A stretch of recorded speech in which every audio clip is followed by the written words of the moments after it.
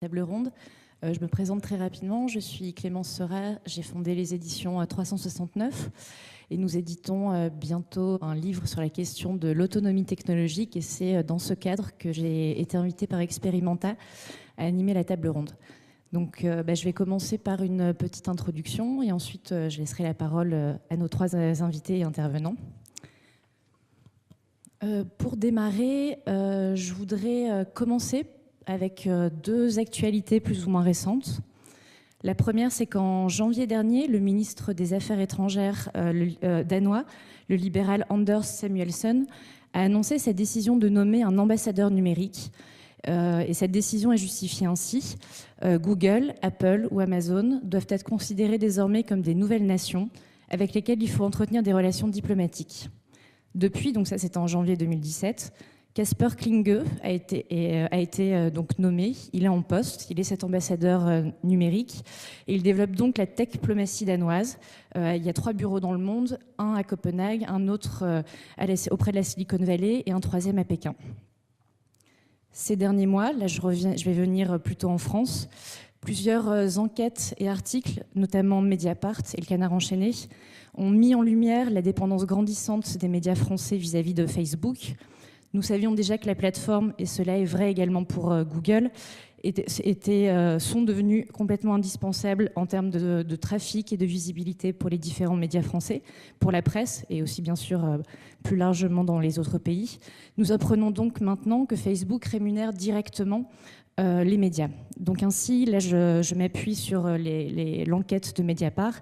TF1, Le Figaro, Le Parisien ou les titres du groupe Le Monde ont touché entre 100 000 et 200 000 euros par mois sur des périodes renouvelables de 6 mois pour produire des contenus vidéo pour Facebook.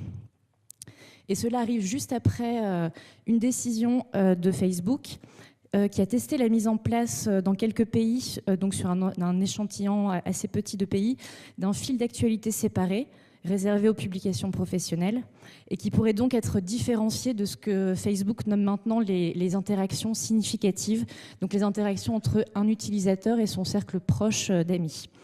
Donc ce nouveau test, avec en parallèle cette rémunération directe à la presse qui existe déjà depuis quelques années aux États-Unis et qui est un peu plus récente en France, peut être vu comme une sorte de pression aussi mise à la presse.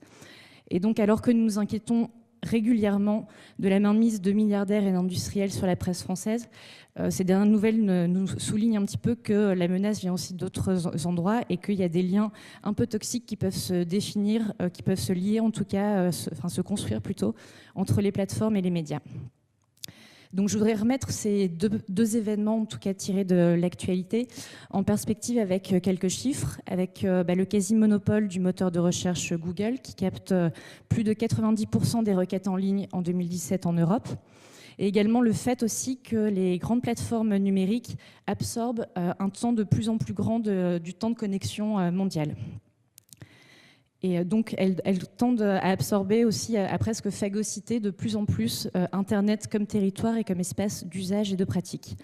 Donc, légitimement, on peut se poser la question, voire s'inquiéter d'une telle hégémonie qui tend à uniformiser les espaces en ligne, les usages, les pratiques et également les contenus disponibles, comme on peut le voir avec l'exemple que je donnais avec la presse. Et cette construction aussi d'empire hégémonique déséquilibre également Internet en tant que réseau qui a plutôt été construit comme un réseau décentralisé. Ça, les intervenants pourront en parler un peu plus précisément.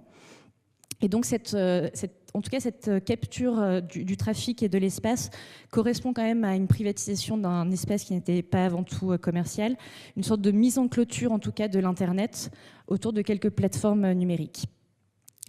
J'aimerais revenir rapidement aussi dans cette introduction sur le modèle économique des GAFA, donc Google, Apple, Facebook, Amazon, auquel on peut rajouter le M de Microsoft également, GAFAM. Donc le modèle économique de ces multinationales repose sur l'extraction et l'exploitation de données personnelles. C'est un modèle dans lequel si on peut dire les choses un petit peu rapidement, c'est plutôt l'utilisateur qui devient le produit. Et ce sont donc ces traces de navigation en ligne, les traces des sites qu'il va venir visiter, qui fabriquent en quelque sorte un double numérique de l'utilisateur qui est complètement vidé de son individualité et qui est complètement dépolitisé. Donc un tel modèle met à mal, en tout cas, l'émancipation politique des individus et des collectifs qui sont vus sur Internet à travers des données personnelles laissées et non en tant qu'individus. Et ça repose sur une logique qui n'est pas vraiment, qui n'est pas démocratique, car elle repose aussi sur l'utilisation d'algorithmes. C'est un mode de gouvernement qui apparemment pourrait paraître inoffensif, car basé sur de l'analyse de chiffres, mais les algorithmes demeurent bien souvent secrets, on ne connaît pas forcément leur formule. Ils analysent en fait des données extrêmement nombreuses, ce qu'on appelle aussi le big data, qui sont constituées ou non en base de données dont les logiques ne sont pas dévoilées non plus. De l'autre côté, il ne faut pas oublier non plus que cette économie numérique extractiviste, qui est donc peu soucieuse du respect de la vie privée de ses utilisateurs, vu que c'est là-dessus que son modèle économique repose, se développe également grâce à un travail à bas coût qui est dévalorisé, qui consiste en une suite de micro-tâches délocalisées aux quatre coins de la planète. Elle fonctionne également grâce au travail gratuit des utilisateurs, et ce, à leur insu, mais on commence de plus en plus à savoir, par exemple, que les clics, la reconnaissance visuelle des CAPTCHA aussi, pour montrer que nous ne sommes pas un robot, fournit du travail pour notamment que Google éduque des intelligences artificielles en devenir. Donc cela m'amène, si je vous ai un peu brossé ce tableau, c'est pour préciser un petit peu le cadre de notre discussion de ce matin, car ce qui me semble intéressant, c'est de se poser la question en fait du modèle politique et du modèle de société qu'il y a derrière ces multinationales qui prennent de plus en plus de place dans nos vies à la fois personnelles et collectives. Et donc c'est pour cela que nous allons discuter donc des problèmes culturels et politiques posés par ces empires coloniaux d'un genre nouveau. Et donc avec nos trois intervenants, nous pourrons parler des dessins politiques qui sous-tendent l'action de ces acteurs hégémoniques, les sociétés qu'elles dessinent. Nous pourrons nous demander aussi ce que les GAFA font à la démocratie. Mais bien sûr, nous n'allons pas nous en tenir à juste l'énonciation d'une critique, mais on va plutôt essayer de se risquer à introduire des possibles. Et pour reprendre les termes de la philosophe Isabelle Stengers, on va essayer de se créer capable de résister au probable, entendu comme le futur probable dessiné par les algorithmes à l'œuvre dans nos vies sociales et numériques. Donc c'est pour cela que nous allons parler d'alternatives technologiques et d'initiatives libristes qui sont porteurs d'imaginaires politiques qui sont à même de renouveler notre manière de vivre et de fonctionner ensemble. Car l'idée qui est importante ici, c'est que les réseaux d'information ont une structure idéologique et que les alternatives de traitement, d'échange et de stockage d'informations contredisent l'apparence dépolitisée de l'Internet et des nouvelles technologies et repolitisent au contraire leurs usages en proposant d'autres réseaux qui sont pensés et architecturés différemment. Donc certains des projets qui vous seront présentés ce matin, je l'espère, seront un écho convaincant à un appel de l'écrivain de science-fiction Alain Damasio, que vous connaissez peut-être, quand il a écrit sur le site lundi.am, où il a écrit un article que je trouve assez beau. Il nous invite à penser la totalité de nos pratiques en matériel libre comme en logiciel libre. Il nous invite à penser tout un écosystème technique qu'on puisse se fabriquer, se bricoler, se partager, mettre en commun et qui échappe à l'empire du traçage gafesque. Il nous invite aussi à imaginer des centres de données autonomes, des data centers autogérés et alimentés en énergie renouvelable. Le fil rouge donc de notre discussion ce matin sera celui de la souveraineté technologique, qui est un terme assez nouveau dans le paysage de la critique technologique contemporaine. Il a été forgé par l'activiste et hackeuse espagnole Margarita Padilla et repris par différents collectifs. Donc la souveraineté technologique fait écho et s'inspire de la souveraineté alimentaire, qui est un concept proposé en 1996 par un mouvement international paysan à l'occasion du sommet mondial de l'alimentation. Et donc cette souveraineté technologique se saisit des principes de la souveraineté alimentaire, c'est-à-dire l'autonomie, le choix d'outils culturellement et socialement adaptés, la priorité au local et les solutions écologiques, et les applique à la technologie. Donc le concept nous rappelle que les technologies ne sont pas neutres, et c'est là un point très important, qu'elles produisent des effets politiques, sociaux et économiques. Elle nous rappelle aussi que les algorithmes véhiculent des visions politiques et ils ne sont pas que des objets techniques. Et donc cette souveraineté technologique prend corps dans une multitude d'initiatives dont un certain nombre seront évoquées ce matin. Donc après cette rapide introduction, je vais laisser la parole à nos 3 intervenants que je vais présenter brièvement. Donc ils vont chacun s'exprimer pendant environ un quart d'heure et ensuite on discutera ensemble.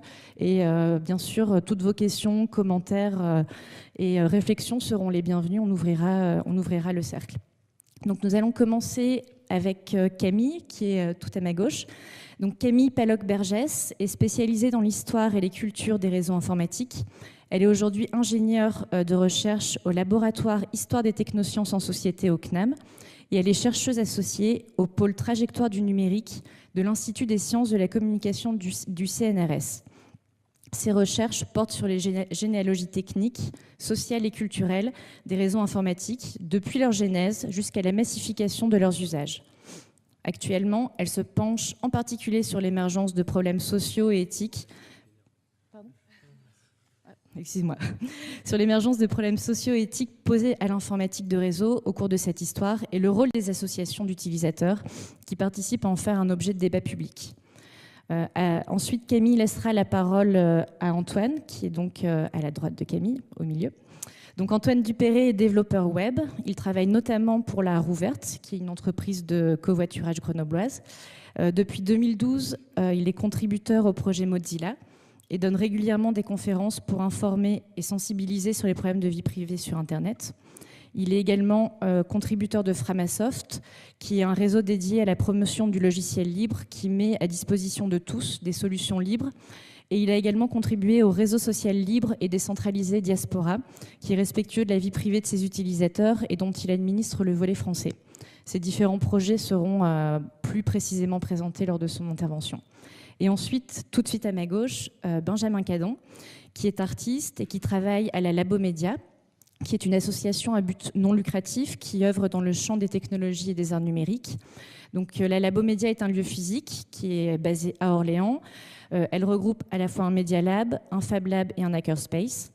Benjamin Cadon mène des temps collectifs d'expérimentation et de recherche. Il réalise beaucoup d'ateliers, des installations, ainsi que des performances audiovisuelles. Il est également impliqué dans des dynamiques de recherche et développe une approche critique du monde technologique et dogmatique qui nous entoure. Il a notamment contribué à 2 ouvrages sur la souveraineté technologique qui sont librement disponibles en ligne sur la plateforme Ritimo. Et dans le volume 2 de cette souveraineté technologique, il a écrit un article intitulé « Le code est politique, les algorithmes sont des armes de destruction mathématique ». Je laisse maintenant la parole à Camille. Merci Clémence, merci pour cette invitation et bien sûr merci au public de venir nous écouter. Alors en fait, je me suis dit que peut-être que pour remettre en contexte l'importance et les enjeux de notions, mais aussi de pratiques, comme on le verra plus tard, autour de l'autonomie et de la souveraineté numérique ou technologique, on pouvait essayer de remonter un petit peu dans le temps pour comprendre comment ça s'est construit dans le contexte de l'histoire d'Internet. Et plus particulièrement dans le contexte de la construction de réseaux de sociabilité sur des infrastructures d'échange d'informations et de services de communication. Alors, ce que je vais faire maintenant, c'est que je vais essayer de faire cette remise en contexte historique, ou en tout cas historicisé.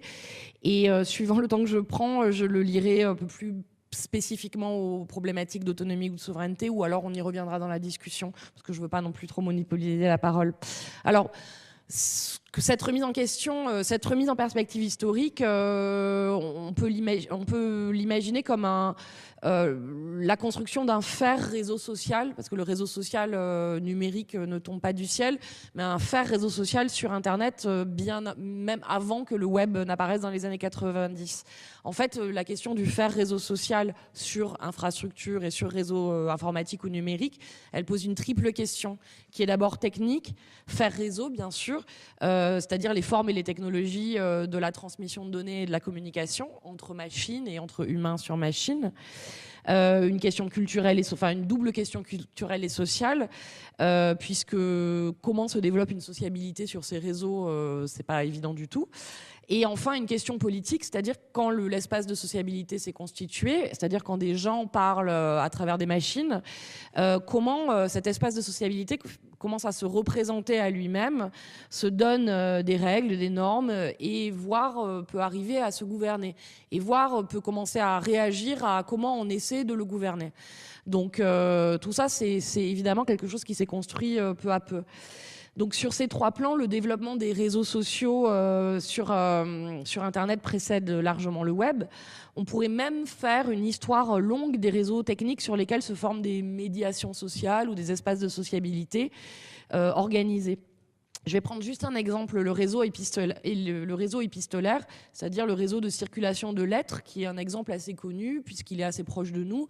Il a particulièrement illustré ce qu'on connaît sous le nom sous la bien nommée République des lettres, de l'échange savant des lettrés au XVIIIe siècle, et même ça a commencé au XVIIe siècle. L'échange de lettres n'est pas simplement d'individu à individu. On peut, et d'ailleurs on le fait à l'époque, et toujours sûrement aujourd'hui, lire en groupe, en famille, en groupe politique éventuellement, une lettre qui elle-même aura été écrite à plusieurs mains. Dans la culture aristocrate des salons, c'est une pratique courante entre hommes et femmes de lettres. Et techniquement, alors sur le plan technique, c'est le réseau postal qui est impliqué. Donc quand je parle de réseau postal, c'est pas en fait simplement de la technique, mais aussi une infrastructure publique qui supporte cette correspondance. Et qui prend la forme de routes européennes qu'il emprunte, sur lesquelles il s'appuie, mais aussi qu'il développe. D'ailleurs, la circulation des biens, comme la circulation d'informations, ont cette qualité récursive qu'elles prennent la forme des réseaux existants et les développent à leur tour. Alors d'un point de vue social et culturel, pour toujours garder cet exemple, on est dans la société des belles lettres, de l'aristocratie et de la haute bourgeoisie ou de la bourgeoisie lettrée, fait le terreau de la pensée des Lumières et de la bien nommée, donc, comme je disais tout à l'heure, République des lettres. Et politiquement, sur le plan politique, donc, on sait que l'idéal démocratique de l'ère moderne a notamment infusé dans ces échanges épistolaires. Alors, ces échanges qui sont aussi doublés de la circulation d'ouvrages, d'œuvres de l'esprit, ont eu à voir avec les politiques de censure ou à l'inverse, les politiques de privilège, c'est-à-dire la possibilité de faire circuler des contenus en monnayant ou en payant des taxes pour avoir un privilège royal. Et on sait très bien que les réseaux épistolaires étaient extrêmement surveillés. Autre phénomène qui pourrait nous faire penser à l'actualité, les contenus des échanges lettrés pouvaient être aussi soumis à des logiques de prédation ou en tout cas de marchandisation. En effet, le XVIIIe siècle voit la naissance, par exemple, des métiers de l'édition et de la distribution des livres et des revues, où figuraient énormément justement de ces contenus des échanges épistolaires, pas copiés, mais rééditorialisés dans les ouvrages. Et la création et la distinction de ces nouveaux métiers pouvaient donner de lieu à des conflits en matière d'autorité, de rétribution, de gestion des taxes sur les textes. Et d'ailleurs, c'est dans ce contexte que le droit d'auteur se formalise, le droit d'auteur moderne se formalise. Alors, j'ai parlé de cet exemple non seulement pour rappeler, bien sûr, le temps long des sociabilités en réseau, mais aussi pour illustrer le fait que les médias, ou plus généralement les technologies d'information et de communication, ne créent pas des sociabilités. C'est le contraire, en fait, qui se produit. Un contexte social va s'exprimer à travers des médiations qui passent par des réseaux techniques, éventuellement. Et ce qui est important à retenir ici, c'est que ces formes de sociabilité en réseau accompagnent des transformations sociales toujours plus largement. Et donc ont des répercussions forcément au niveau politique, juridique, évidemment économique.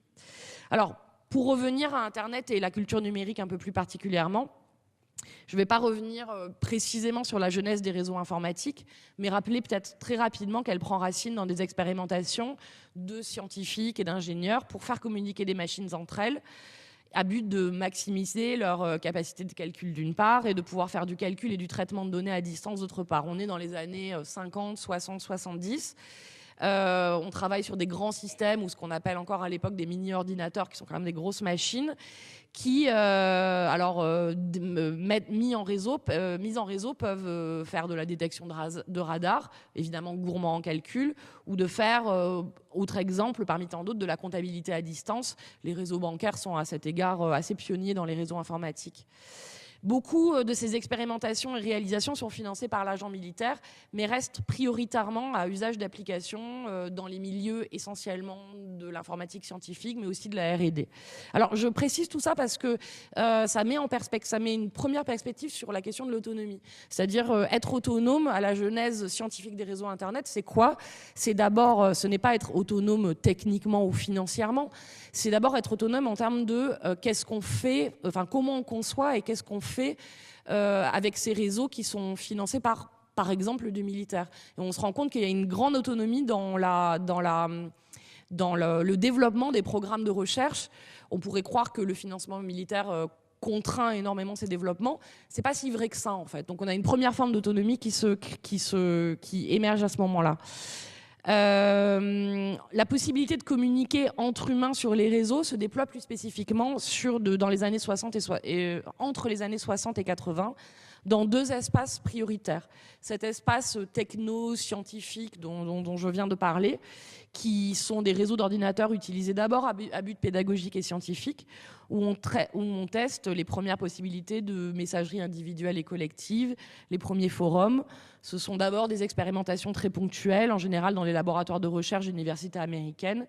Elles se multiplient et commencent à devenir de véritables réseaux structurés d'échanges numériques, traversant les communautés scientifiques du monde entier, à tel point qu'on a pu parler, par analogie avec la République des lettres dont je parlais tout à l'heure, une république des informaticiens. Ce sont des réseaux qui sont décentralisés essentiellement, mais qui ne sont pas départis de certaines logiques de centralisation. Ça dépend un petit peu, enfin, toutes les formes sont possibles. Deuxième sphère de développement des espaces de sociabilité de la communication sur les réseaux informatiques, ce sont les réseaux de la télématique et autres réseaux de télécommunications informatisés qui relient des terminaux de type Minitel en France. La France est connue pour son service Minitel, qui a été mis en place très tôt, dès 1984. Ou alors sur des ordinateurs sur lesquels sont installés des logiciels spécialisés dans la communication de type forum. Ils sont aussi très utilisés en milieu universitaire, en entreprise, mais ils ont cette particularité par rapport aux autres, par rapport à ce dont je parlais tout à l'heure, d'être utilisés par des non-spécialistes, des non-informaticiens, et ils commencent à atteindre les foyers privés. Alors, ces deux espaces précoces de la communication numérique ont participé à la genèse de la culture numérique, en développant des premiers réseaux de sociabilité. Je parlais de la République des informaticiens qui communique à travers un épistolaire numérique, les fameuses listes et diffusions et de discussions électroniques qu'on utilise toujours aujourd'hui. Et dans les réseaux plus généralistes, les premiers forums prennent forme par le biais de la messagerie collective. Pour ceux qui ont utilisé le Minitel, vous avez sûrement des souvenirs émus de la messagerie rose, mais pas seulement, de tout autre type de messagerie par Minitel, qui a énormément socialisé les Français à l'usage des outils numériques de communication, avant même qu'Internet soit déployé en France. Pour terminer cette introduction au réseau de sociabilité numérique, je voudrais faire un petit point sur l'idée de forum, telle qu'elle a été discutée par Fred Turner, qui est l'auteur d'un livre qui est paru en 2008, puis traduit en 2012, paru en 2006, puis traduit en 2012 en France, sous le titre « Aux sources des utopies numériques ». Il se penche, alors lui, il revient dans les années 60 et 70 sur les racines qu'il appelle contre-culturelle de ce qui va devenir la sociabilité numérique. Il se penche en particulier sur la participation de mouvements contre-culturels américains qui font partie des mouvements libertaires de la défense de la liberté d'expression, entre autres, dans les milieux californiens des années 60 et début 70. Alors, je disais tout à l'heure qu'il est important de ne pas penser que la sociabilité numérique est spontanée, mais plutôt qu'elle s'ancre dans des contextes sociaux et culturels importants. Et ça, c'est un cas particulièrement prégnant. Il souligne, Turner, 2 moments importants qui montrent comment ces contre-cultures ont influencé l'imaginaire et la réalité d'Internet en matière de culture, politique et même d'économique des réseaux sociaux, dans une très forte ambivalence entre volonté d'autonomie et marchandisation progressive de ces espaces de sociabilité qui se voulaient autonomes. Alors, tout d'abord, il rappelle que le forum, enfin en tout cas l'idée de forum, était une forme déjà adoptée par les hippies de la région de San Francisco, en plein mouvement contestataire dont je parlais tout à l'heure, pour désigner d'abord un ensemble de pratiques technologiques perçues comme pouvant changer positivement le monde. Un ouvrage en particulier a catalysé les esprits qui s'appelle le Whole Earth Catalogue, qui faisait la liste et permettait d'acheter ou de se familiariser avec une série d'outils et de solutions technologiques, pas simplement les ordinateurs, pas seulement les ordinateurs, ayant pour particularité d'être appropriables. On les appelait des soft technologies ou technologies molles. On a pu parler de technologies douces, mais je crois que c'est encore autre chose. Leur particularité, c'est qu'on pouvait les prendre en main, les acquérir d'abord, et puis les prendre en main sans être forcément un ingénieur spécialisé dans une université ou un centre de R&D d'une grande entreprise. Et en effet, on est dans la période des grands ensembles, des grands systèmes informatiques qui sont hors de prix. Alors, les dômes géothermiques, par exemple, étaient un des exemples particulièrement symboliques d'habitats technologiquement avancés, faciles à approprier. La micro-informatique va aussi, en partie seulement, être issue de ces expériences et de ces appropriations collectives et ouvertes de technologies soft ou molles. Ce fameux catalogue était en lui-même considéré comme un forum technologique qui fut bientôt reconstitué par les réseaux informatiques, sur les réseaux informatiques, par ces hippies technophiles, si on pourrait dire, qui commencent à tester des nouvelles possibilités de mise en réseau électronique. Ces communautés libertaires technophiles ont été parmi les premiers usagères de réseaux hors des laboratoires. Ils utilisent ce qu'on appelle à l'époque, c'est toujours d'usage, bien que relativement confidentiel, mais des Bulletin Board Systems, des BBS, qui permettaient d'échanger collectivement. Maintenant, un deuxième temps enchaîne sur cette genèse très libertaire d'une certaine forme de sociabilité numérique à volonté d'autonomie très forte. C'est la création des forums électroniques, je viens d'en parler, mais leur évolution plus exactement au cours des années 80 et 90.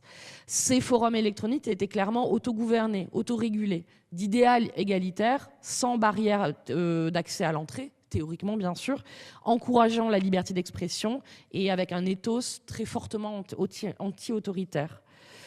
Un modèle qu'il faut bien sûr confronter à la réalité concrète des conditions d'accès. Ce sont bien sûr des milieux relativement privilégiés, avec un accès facile aux technologies et à la possibilité de se connecter au réseau. Et il faut ne pas oublier bien sûr la réintroduction de logiques de pouvoir dans ces petites micro-sociétés en ligne, c'est-à-dire qui parle d'abord, qui a l'autorité de parler. L'idéal d'égalité n'est qu'un idéal.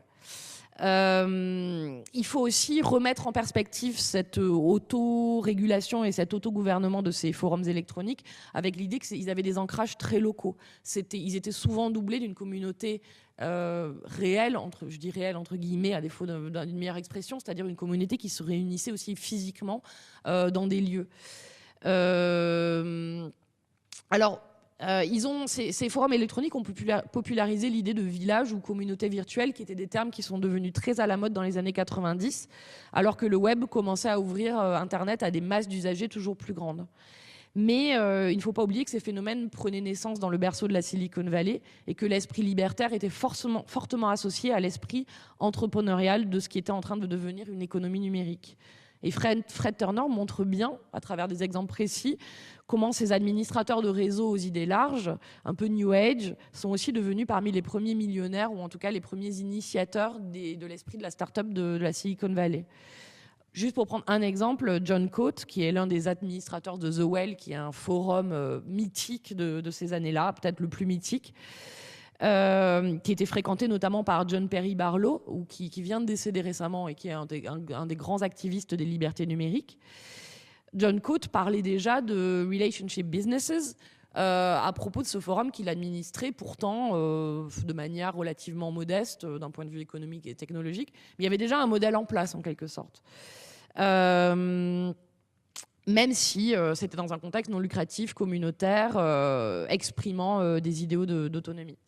Alors, je vais passer le micro, mais on pourra continuer à parler un petit peu dans la suite de comment ces réseaux de sociabilité en fait, ont formé des territoires et ont problématisé cette question de l'autonomie, à la fois de manière interne, c'est-à-dire qu'est-ce qu'être une communauté ou une forme de sociabilité en ligne, et de manière externe, c'est-à-dire quand les affaires électroniques rencontrent de manière plus explicite les affaires du monde, c'est-à-dire quand la politique et l'économie commencent à s'intéresser de manière prégnante à ces relationship businesses, à ces entreprises de relations au cours des années 90. Je laisse le micro pour l'instant. Je le reprendrai. 1, 2. Bonjour à tous. Bon, ça va, c'est le matin, vous êtes réveillés. Moi, je vais vous parler de Framasoft, des données, de tout ça. Hein. On est dans le sujet. Si vous avez des questions, vous n'hésitez pas. On peut les répéter avec le micro et puis essayer de faire quelque chose d'un peu vivant. À la fin de nos échanges, on va pouvoir encore vraiment débattre directement avec vous. Mais même là, s'il y a des choses que vous ne comprenez pas ou que vous êtes curieux, vous n'hésitez pas à potentiellement interrompre. Donc on va attaquer par l'angle de l'association de Framasoft pour parler des problématiques des GAFAM, donc Google, Apple, Facebook, Amazon, et on a rajouté Microsoft. En fait, la problématique phare qu'il y a derrière ça, c'est une question de dépendance technologique. Et Framasoft est une association qui a été créée pour contrer cette dépendance. En fait, elle vient du milieu de l'enseignement. Frama, ça veut dire français et mathématiques. C'était 2 profs qui ont créé cette association en 2004, donc ça remonte un peu, bien avant qu'on parle, en France en tout cas, de l'hégémonie de Google, etc. Le grand méchant loup de l'époque, c'était Microsoft. Et le problème était logiciel. Cette association s'est créée quand en fait les premiers ordinateurs ont commencé à être suffisamment accessibles en termes de prix pour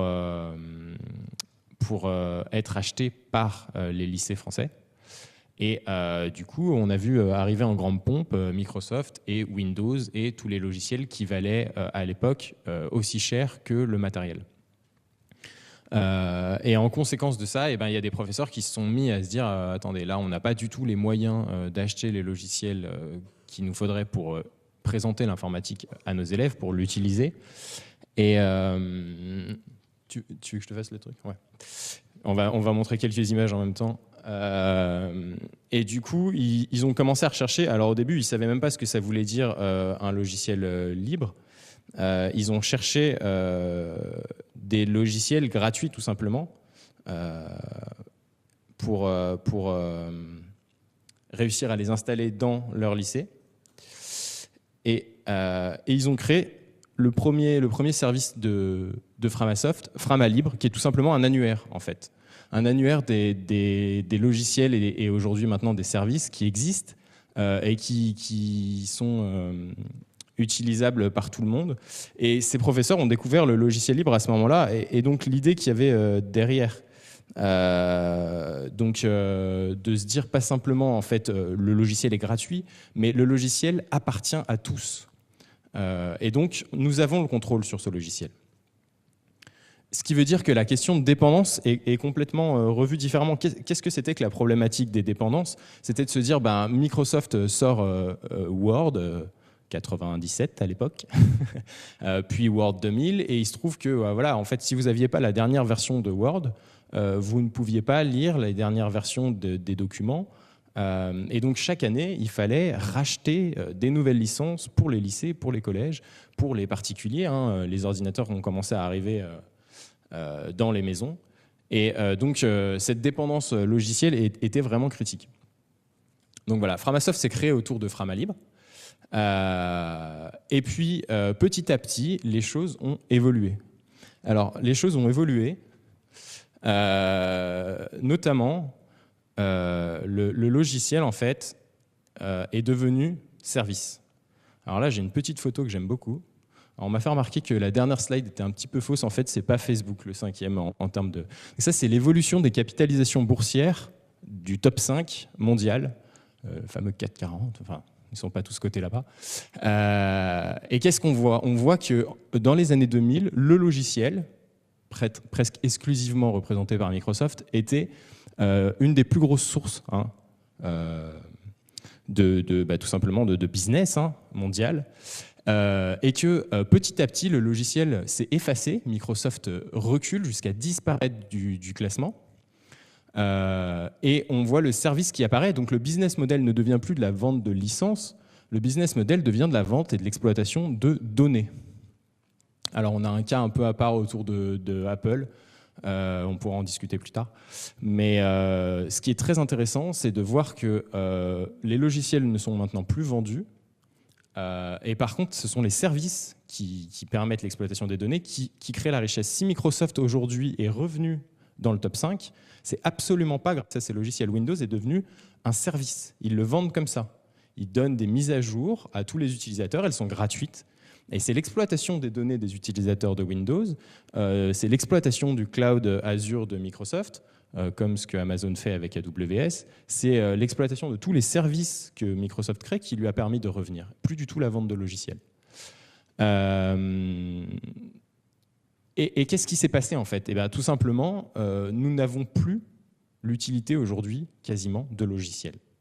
Ça paraît complètement effarant. Je veux dire, on en utilise tous les jours nos ordinateurs. Mais qu'est-ce que quelqu'un de classique fait quand il ouvre son ordinateur? Il ouvre son navigateur web. Avant, on voulait regarder un film, on lançait donc VLC si on utilisait du livre, le petit cône de chantier là, ou alors le lecteur Windows Media Player, Real Player, tous ces logiciels-là. On voulait écrire du texte, on ouvrait Word, on voulait lire ses emails, on ouvrait Outlook ou Thunderbird. Voilà, on voulait écouter de la musique, on avait tous nos logiciels dans nos ordinateurs. Aujourd'hui, on veut écouter de la musique, on va sur Deezer, on va sur YouTube, Spotify. On veut regarder une vidéo, on a Netflix, on a YouTube, encore une fois.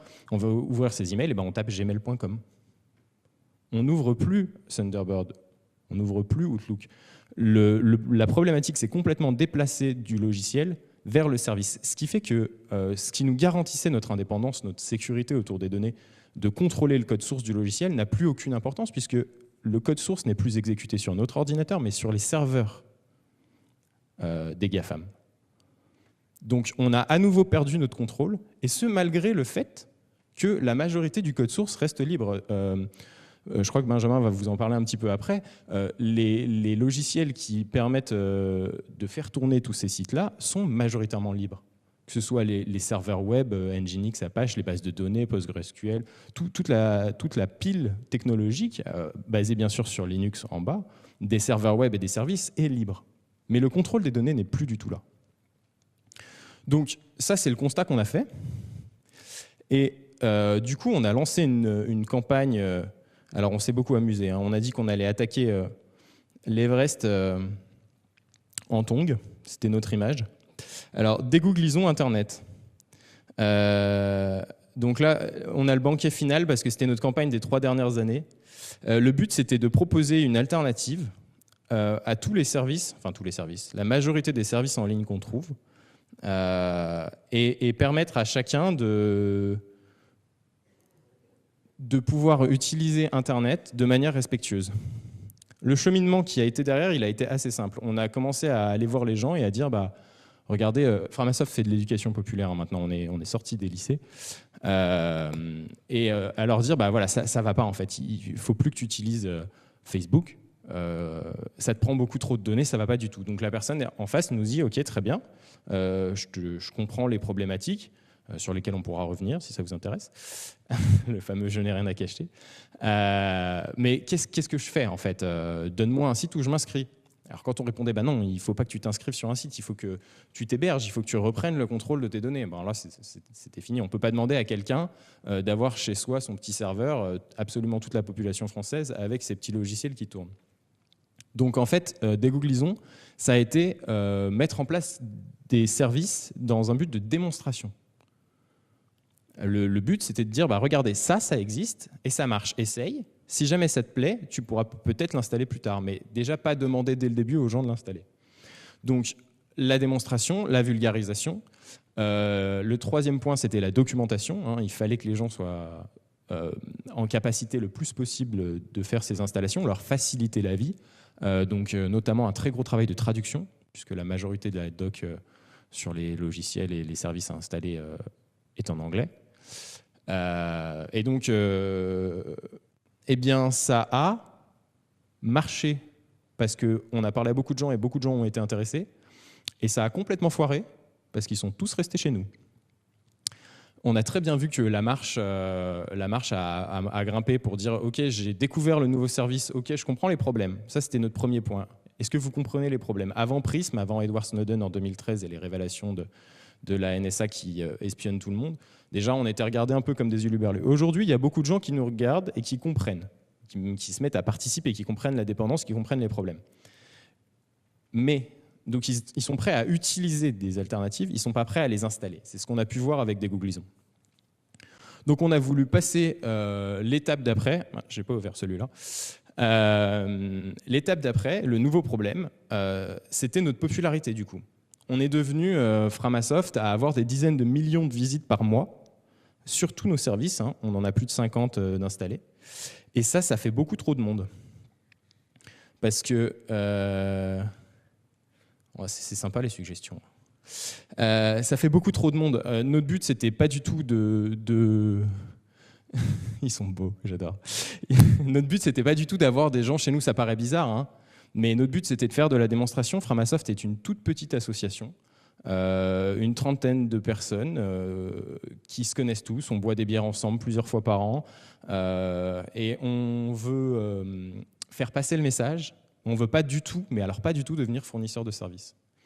Donc on s'est posé la question d'après, qui est comment est-ce qu'on permet aux gens d'utiliser ces services libres, mais sans qu'ils viennent le faire chez nous, puisqu'on ne veut pas être responsable de toutes ces données. Et donc on a réfléchi très longuement et on a trouvé un nom exceptionnel. Attention, je vais réussir à le dire sans regarder la slide, vous êtes prêts? Le collectif des hébergeurs autonomes, transparents, ouverts, neutres et solidaires. Il se trouve que ça fait chaton, mais c'est un hasard complet, hein. Alternatif, oh, j'étais presque. J'ai dit quoi? Autonome, ouais. Voilà, alors chaton, l'idée en fait c'est de dire qu'est-ce qui nous manque dans notre utilisation des services aujourd'hui? De l'humain. Là je vais me permettre une mini anecdote qui montre encore une fois la dépendance, mais alors, à chaque fois j'oublie son nom, je suis très mauvais en nom, je l'avais dit à Clémence avant de démarrer. Il y a un artiste qui travaillait beaucoup avec les outils Google, parce que c'est facile. Donc tu utilisais un téléphone Android, tu utilisais Gmail, et tu utilisais le service de photo à l'époque qui s'appelait Picasa, et qui travaillait, c'était un peintre, hein, qui travaillait sur des œuvres, notamment, voilà, typiquement les petits anges que vous trouvez dans les églises, là, enfin un truc vraiment gentil, quoi. Et qui un beau matin s'est réveillé et a vu son compte Google bloqué. Donc déjà son téléphone était devenu inaccessible. Il ne pouvait plus toucher à ses mails, il ne pouvait plus accéder à son travail. Il s'est dit, qu'est-ce qui se passe et tout? Aucune raison. Vous avez enfreint la politique d'utilisation de Google, votre compte a été bloqué. Salut. Alors là, quand vous vous dites, je vais demander à Google, j'ai besoin de savoir pourquoi ils m'ont bloqué, vous commencez une sorte de parcours du combattant. Je ne sais pas si vous êtes déjà levé un matin en vous disant, j'ai envie de parler à Google. Mais alors c'est marrant, comme quand il s'agit de vous exploiter, ils sont partout. Quand il s'agit de les contacter, ils sont nulle part. Il a mis 2 semaines à réussir à avoir un humain au bout du fil, un vrai humain, pas un robot, un chat, une messagerie, un truc, une FAQ. Non, un vrai humain, il a mis 2 semaines. 2 semaines sans pouvoir bosser. Vous imaginez ce que ça peut représenter pour une petite entreprise où on est tout seul comme ça, là? Et on a fini par lui expliquer que c'était un robot, algorithme automatique qui avait trouvé dans une de ces images, justement, des petits anges tout nus, et que les petits anges tout nus, en gros, il avait considéré que c'était de la pédophilie. Donc il s'était retrouvé complètement exclu, sans pouvoir bosser, pour un truc qui est absolument légal, hein. Enfin, on a tout à fait le droit d'avoir des photos et des peintures de petits anges, il y en a plein nos églises. Et voilà, donc ça c'était l'exemple de dépendance et de galère sur on ne peut plus parler à Google quand on a un problème, et il décide pour nous, sans même se poser la question de si c'est légal ou pas. Donc pour revenir au chaton, ce qui nous manque, c'est de l'humain. Ce qui nous manque, c'est une personne compétente qui va pouvoir faire l'intermédiaire entre les gens qui ont la volonté d'utiliser des alternatives aux GAFAM et les serveurs qui sont difficiles à administrer, qui demandent du temps, de l'argent, des compétences. Voilà, une personne au milieu qui sera donc, d'après notre définition, un chaton, et qui va être en fait ce qu'on fait le parallèle en général, la comparaison, avec une sorte d'AMAP des services libres en fait. Donc une association qui serait l'équivalent, vous connaissez tous les AMAP, on est à Grenoble quand même, c'est bon. Donc où l'idée c'est pas simplement d'utiliser, mais c'est de participer, de se dire bah voilà tiens je mets la main à la pâte, je mets éventuellement la main au portefeuille. Et si jamais j'ai un problème, je peux décrocher mon téléphone et parler directement à quelqu'un. Voilà, sur Grenoble, il y a deux associations très intéressantes qui s'appellent Grésille et Résine, qui sont donc à la fois un fournisseur de... Enfin, la première est un fournisseur de services et la deuxième un fournisseur d'accès Internet neutre, à la différence des grands... Voilà, bon, c'est un autre débat. Et donc, qui sont tout à fait dans cette idée-là de proposer des services. Et l'idée derrière Chaton, c'est donc de faire une sorte de réseau, hein, un maillage du territoire. Alors, je crois qu'il y avait trouvé un chaton. On va peut-être pas faire de démo maintenant, parce qu'en fait, on a beaucoup de choses à faire. Et donc, de faire un maillage du territoire avec des petites associations, ça peut être des entreprises, hein, des particuliers qui veulent, en fait, qui proposent des services et qui sont en contact direct avec vous pour vous accompagner dans votre, allez, je vais dire un mot rigolo, genre purification vers des services qui vous respectent. Et je vais laisser la parole, du coup, à Benjamin, puisque... il a peut-être un retour d'expérience à nous faire, si j'ai bien compris, sur le sujet.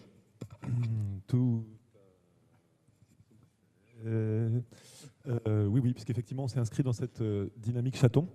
Alors, avant d'évoquer ce retour d'expérience, moi, je suis tout à fait content d'être là, parce que c'est un sujet sur lequel j'ai été amené à travailler, enfin, la question des GAFAM et de notre quotidien algorithmique. Et puis, dans un autre cadre qui s'appelle ArtLabo, on est en train d'écrire un anti-manifeste Ni Science, et du coup, l'événement en fait, expérimental m'intéresse aussi à ce titre-là. Et avant de partager modestement cette expérience chaton orléanaise, je fais un petit pas de côté pour raccrocher aussi vos interventions sur ces questions d'autonomie et de liberté numérique, pour peut-être évoquer aussi un certain nombre d'évolutions, parce qu'on a parlé effectivement des logiciels libres qui sont complètement indispensables, qui ont, comme tu l'as rappelé Antoine, gagné la bataille d'Internet, puisqu'ils sont au cœur de l'infrastructure d'Internet et de son fonctionnement. Ils ont un peu perdu la bataille des ordinateurs, puisque Microsoft a été très efficace pour nous refourguer des Windows de façon très, très efficace, encore une fois. Mais ils ont aussi gagné peut-être la bataille d'un certain nombre de logiciels, puisque j'imagine que vous utilisez majoritairement, je l'espère, Firefox ou Chromium, qui est la version un peu plus libre du navigateur de Google.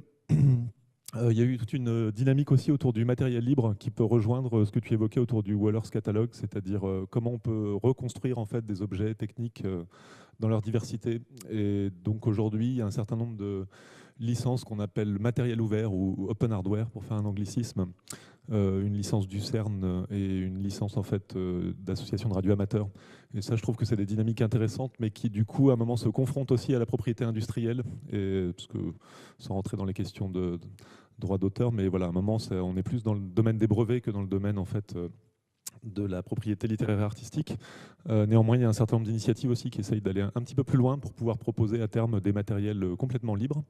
Et ça, c'est chouette aussi de pouvoir savoir ce qui se passe dans nos machines concrètement, puisqu'on sait que dans les ordinateurs, on peut mettre des petits systèmes malicieux, y compris au niveau du matériel, pour faire en sorte de pouvoir à nouveau collecter des données ou avoir des portes dérobées pour voir ce que l'on fait dans ces machines. Dans cette dynamique d'ouverture, il y a aussi les données ouvertes ou l'open data. Alors il y a des initiatives, y compris gouvernementales, pour faire en sorte qu'on puisse partager plus largement en fait, un ensemble de données publiques ou dans le domaine privé. Ce qui est plutôt chouette, ce qui pose une petite question aussi qu'on peut reprendre sous l'intitulé de réciprocité, parce qu'à un moment on peut se demander, on produit des données publiques avec de l'argent public, ça peut être chouette que si jamais des acteurs privés puissent dans ces données publiques et génèrent une économie, il y a un moment un retour en fait vers les communs et vers le domaine public. On a parlé des services libres aussi, et donc j'y reviendrai juste après avec l'item chaton. Cette question qui part des logiciels libres, du matériel libre, des services libres, elle arrive aussi sur la question démocratique, et on parle de plus en plus aussi de gouvernement ouvert ou de open government, encore une fois. Et donc moi je mets ça vraiment en lien aussi avec voilà, l'émergence du logiciel libre. Et aujourd'hui, on pourrait imaginer des formes de démocratie plus directes où, avec les données ouvertes, on a prise sur les éléments constitutifs des politiques publiques et on peut plus avoir voix au chapitre. Et là, il y a un ensemble d'initiatives qui s'épanouissent à la fois en France et à l'étranger pour essayer de faire en sorte que les citoyens puissent être plus directement concernés par ces questions-là. Et puis, à plus moyen terme, mais c'est un peu aujourd'hui aussi, il y a la question des cerveaux libres. Puisque vous savez tous qu'on aura une greffe d'ordinateurs en fait en 2030 dans nos cerveaux. Ça pose la question de savoir quel système d'exploitation utilisera cette greffe. Moi, je serais plutôt Linux que Windows ou macOS ou même Android. Ça m'évitera de friser peut-être. Ouais. Voilà, donc c'est partant des questions de logiciels libres, ça implique tout un ensemble de questionnements autour de nos libertés numériques, y compris jusqu'à la question du cerveau. Je reviens un petit peu sur cette question du cerveau, puisque les GAFAM nous alimentent aussi, enfin nous nourrissent intellectuellement, culturellement. Et j'ai tendance à essayer de voir dans quelle mesure ça conditionne notre paysage imaginaire et notre paysage culturel, notamment à l'heure du développement d'intelligence artificielle. Puisque, comme tu l'as rappelé, Clémence, aujourd'hui, ces acteurs sont dans une position relativement super hégémonique. Tu disais 90% en France, je l'avais noté quelque part. Google, je crois que c'est 92,8% des requêtes en France. Ça veut dire qu'à partir du moment où on passe par le moteur de recherche Google, Google va appliquer une sorte de filtre qui va faire en sorte que des sites soient classés en premier ou pas. Et donc, malgré tout, on va quand même avoir tendance à cliquer plutôt sur les premières pages. Et donc, tout ça, ça implique voilà, tout un ensemble de biais cognitifs qui ne sont pas complètement anodins. Idem pour la question des fake news, dont on a pas mal parlé et qui reviennent encore aujourd'hui et qui restent complètement importantes, puisque on se nourrit aussi beaucoup, enfin, moi pas, mais on se nourrit beaucoup à travers Facebook, et la presse aussi recueille des clics à travers Facebook, et du coup ça engendre tout un ensemble de biais sur la transmission de l'information qui peuvent questionner aussi notre liberté de penser ou notre développement, le développement du libre arbitre. Considérer aussi que dans cette dynamique de remplissage du cerveau, les intelligences artificielles se nourrissent de données, et du coup il y a une sorte de position hégémonique aussi sur cette collecte de données. En gros, sans rentrer dans le détail, mais il faut une grosse masse de données pour faire des intelligences artificielles. Et aujourd'hui, ceux qui disposent du plus de données, ce sont effectivement ces GAFA. Ce qui fait que ça crée aussi une barrière, y compris en France, lorsqu'il s'agit d'innover, de créer des nouvelles entreprises, etc. Ça fait une marche d'entrée qui est très très haute pour des acteurs qui disposent de très peu de données. Et ça, c'est une problématique géopolitique mondiale, j'ai envie de dire. Je ne vous barberai pas avec les histoires des discriminations algorithmiques, parce qu'on a vu qu'il y a un certain nombre d'exemples, mais aujourd'hui, ces intelligences artificielles nourries par des jeux de données peuvent être discriminantes, racistes, patriarcales, etc. etc. Ce qui peut poser aussi question sur le fait de pouvoir ouvrir le jeu de données et puis connaître le code de ces intelligences artificielles pour essayer de faire en sorte qu'on n'ait pas des problèmes de discrimination qui se développent. Tout ça pour arriver peut-être à des futurs hypothétiques et un petit peu plus agréables. J'aime bien aussi citer un auteur rapidement qui est Antoinette Rouvroy, qui parle, elle, de gouvernementalité algorithmique et qui a fait un travail de recherche assez chouette sur la façon dont la médiation avec ces réseaux sociaux ou ces interfaces techniques transforme considérablement notre rapport à l'autre et au groupe, et donc quelque part transforme notre société. Voilà, si c'est des sujets qui vous intéressent, à la fin j'essaierai de montrer une petite bibliographie en images, et je vous inviterai éventuellement à aller jeter un œil chez Antoinette Rouvroy. Donc pour arriver à ce que j'appelle des futurotopies désirables, et revenir sur la question des chatons, puisqu'effectivement Orléans, on s'est inscrit complètement dans la démarche de Framasoft et l'initiative Chaton, qu'on trouvait très chouette en montant l'association de maintien de l'informatique paysanne orléanaise, pour effectivement reprendre un peu le concept de la map, parce que c'est vrai que c'est assez parlant. C'est assez parlant aussi par rapport à la question de la souveraineté alimentaire que tu évoquais, qui consiste à dire il faut qu'on soit capable de produire nous-mêmes et de gérer nous-mêmes en fait, des objets techniques pour subvenir à nos besoins informatiques du quotidien. D'où la MIPO, qui du coup s'est lancée très modestement à Orléans, qui est une ville moyenne de province, néanmoins sympathique. Et donc, on a essayé de lancer en fait cette dynamique et donc de faire un appel au peuple pour nous rejoindre dans cette Amipo. Ça a plutôt bien marché. On a fait je vous raconte un peu aussi le faire. On a fait une soirée de lancement en fait pour recueillir des fonds. Nous avons recueilli 689 €. Ce qui nous a permis en fait de louer une machine virtuelle chez un fournisseur qui s'appelle Alsace Réseau Network, qui est aussi une association sympathique et éthique, dans laquelle on a pu du coup louer un serveur virtuel qui nous a permis de commencer à essayer de déployer des services. En l'occurrence, on a voulu déployer un petit cloud qui s'appelle Nextcloud pour la partie technique, mais qui permet de partager des fichiers, des agendas, des contacts, et du coup ça permet déjà de remplir un certain nombre de services du quotidien plutôt chouette.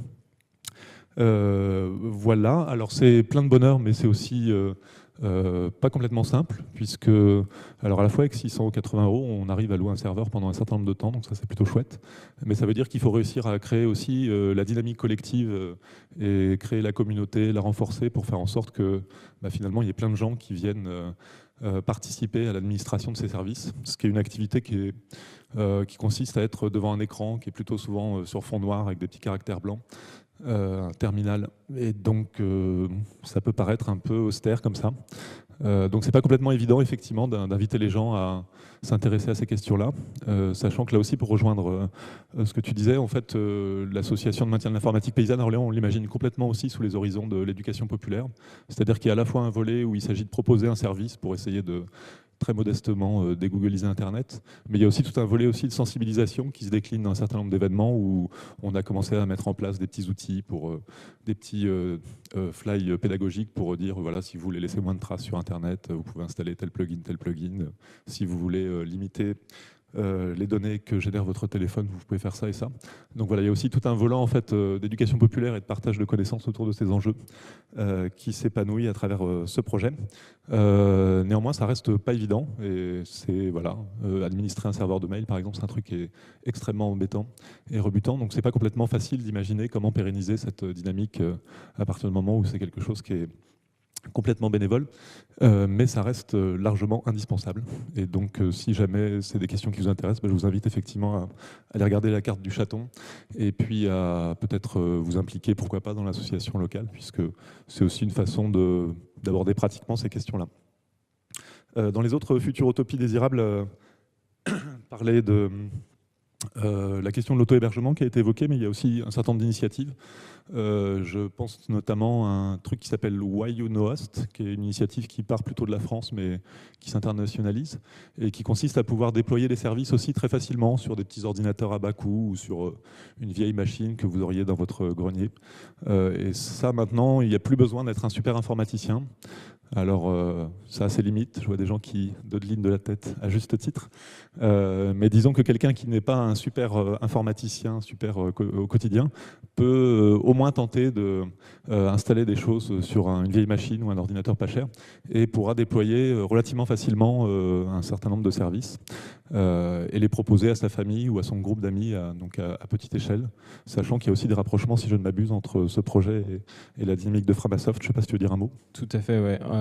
Why You Know, c'est une initiative très intéressante, et du coup chez Framasoft on s'est dit qu'on voulait réussir à packager chacun des services, les 50 services que vous avez vus tout à l'heure, pour Wayonhost. Et donc, on a mis un salarié sur la question. Voilà. Et ça, c'est plutôt super chouette. En fait, c'est un script globalement qu'on va télécharger et qui va installer toute une infrastructure de base. Et ça permet après d'administrer en fait des services et des utilisateurs à travers une interface web. Donc une fois qu'on a lancé ce script qu'il a fait son boulot, on peut créer un nom de domaine, même si on n'a pas de nom de domaine en propre. Enfin, un nom de domaine, bon, je ne rentre pas dans les détails techniques, mais le projet propose en fait de créer un nom de domaine de son choix. Et puis à partir de ce nom de domaine, on va pouvoir accéder par exemple au petit cloud que j'évoquais tout à l'heure, ou à des documents collaboratifs, ou encore avoir une boîte mail aussi chez soi. Alors c'est formidable, ça marche bien, c'est très facile. Quand ça marche moins bien, bon, voilà, ça implique aussi de rentrer en fait dans des problématiques plus techniques, et c'est aussi un mal nécessaire à un moment que de s'intéresser à ces modalités technologiques pour faire marcher les choses. Mais voilà, mais globalement, j'essaierai peut-être de montrer un petit bout d'image tout à l'heure. Dans les futures utopies, ouais, pour continuer, pour finir, des formes de souveraineté technologique, et on reviendra peut-être aussi sur cette question de la souveraineté technologique, parce que c'est pas la logique souverainiste, mais plutôt la logique comment on peut être autonome, plus autonome par rapport à ces technologies. Il y a plein d'initiatives plutôt chouettes, j'en mentionnerai deux simplement. C'est une qui s'appelle Giphy, qui est plutôt en Espagne, Catalogne, qui là est de la fourniture d'accès à Internet neutre et éthique. Et aujourd'hui, ils ont plus de 35 000 nœuds à peu près, donc 35 000 utilisateurs ou groupes d'utilisateurs. Donc ça, c'est un peu dans les exemples aussi qui marchent. Et puis un exemple qui est plutôt dans le champ de la souveraineté technologique, c'est l'Atelier Paysan, qui est aussi une initiative en France où des paysans se sont réunis pour essayer de développer des machines agricoles et des outils, là aussi sur un modèle libre, pour essayer de faire en sorte de plus les partager, d'être plus autonome aussi par rapport à un certain nombre de dispositifs machiniques. Alors pour finir, je voulais parler de peut-être quelques évolutions à plus ou moins long terme. Notamment évoquer, alors un gros mot, c'est la domanialité publique de nos données personnelles.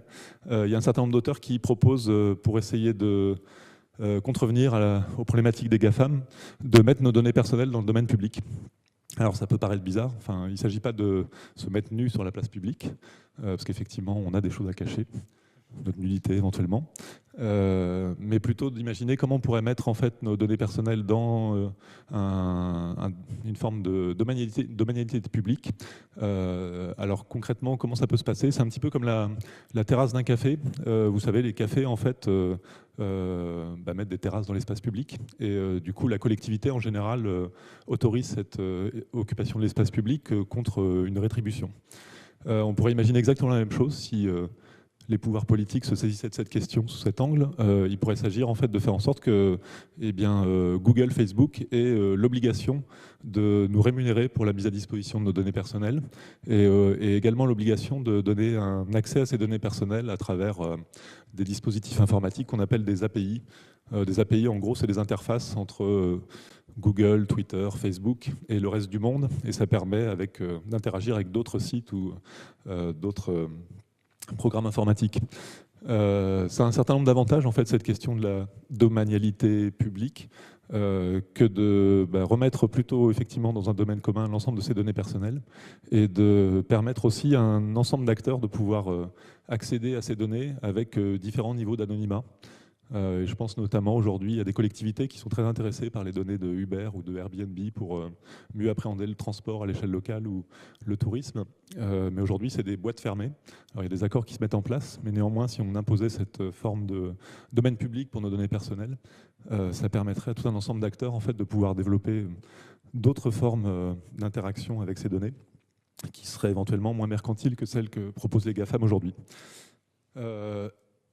Une autre piste potentielle, c'est celle de ce que j'appelle un proxy de données, c'est-à-dire qu'on pourrait imaginer instituer un intermédiaire entre nous et les grosses plateformes, et donc de mettre un petit dispositif informatique qui ferait en sorte que les données qu'on produit seraient éventuellement stockées sur un endroit sympathique, éthique, libre, etc. Et pourquoi pas co-publiées aussi sur les grosses plateformes, puisqu'aujourd'hui c'est malheureusement pas très réaliste d'imaginer que demain, il n'y aura plus personne sur Facebook.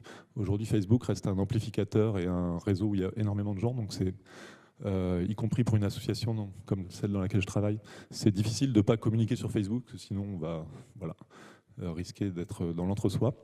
Mais néanmoins, il y a un réseau social type Twitter qui a émergé là, qui s'appelle Mastodonte. Et typiquement, en fait, donc ça, c'est des réseaux fédérés. Alors, il y a un certain nombre de problèmes liés à Mastodonte, mais là, c'est pas le sujet pour l'instant. Ça permet notamment de publier en fait ces petits tweets sur Mastodonte et puis de faire de la copublication sur Twitter. Ça veut dire que nos données, elles sont aussi dans un silo de données qui est éthique, libre et donc autonome. Et quand même, on va pouvoir interagir avec les réseaux où il y a aujourd'hui encore beaucoup d'audience. Donc voilà, cette logique, ça permettrait aussi de peut-être avancer un petit peu sur les questions d'intelligence artificielle, parce qu'aujourd'hui, malheureusement, c'est les gros pourvoyeurs de données qui sont en capacité de développer des assistants personnels, un brin intelligent.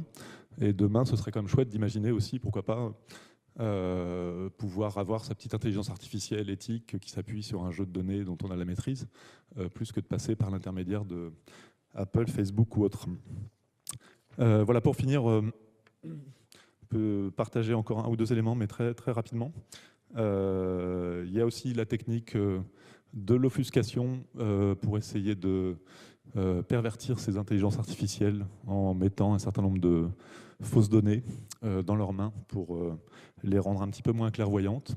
Il y a un plugin notamment de Firefox qui s'appelle Ad Nauseam qui va faire en sorte que quand vous l'installez, il va cliquer de façon invisible sur toutes les pubs du site que vous visitez. Et du coup, ça permet pas en fait aux data brokers, aux vendeurs de données, de constituer un profil très fidèle de votre navigation, mais ça brouille les pistes, entre guillemets. Et dans ce registre-là, il y a plein de choses à imaginer. Je vous montrerai peut-être une ou deux images très rapidement. Développer aussi d'autres imaginaires. Ça revient un petit peu aussi aux racines de la cyberculture, puisque vous savez qu'on a été grandement nourri par cette Silicon Valley. Les inventeurs des technologies d'aujourd'hui ont aussi été pas mal nourris par tout un imaginaire qui est lié aux écrivains de science-fiction, aussi aux films. Et du coup, il peut être intéressant d'essayer de développer d'autres imaginaires, d'autres technologies. Tu parlais de technologies molles ou douces tout à l'heure. On pourrait très bien imaginer avoir des ordinateurs mous ou des ordinateurs en bois moins arides que ces machines souvent produites en Chine.